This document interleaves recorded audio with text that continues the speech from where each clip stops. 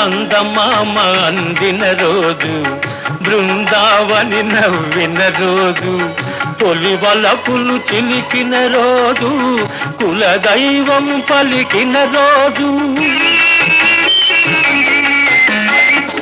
చందమామ అందిన రోజు, బృందావని నవ్విన రోజు, తొలి వలపులు చిలికిన రోజు, కులదైవం పలికిన రోజు, కన్న తల్లి ఆశలన్నీ సన్నజాజులై విరిసిన రోజు.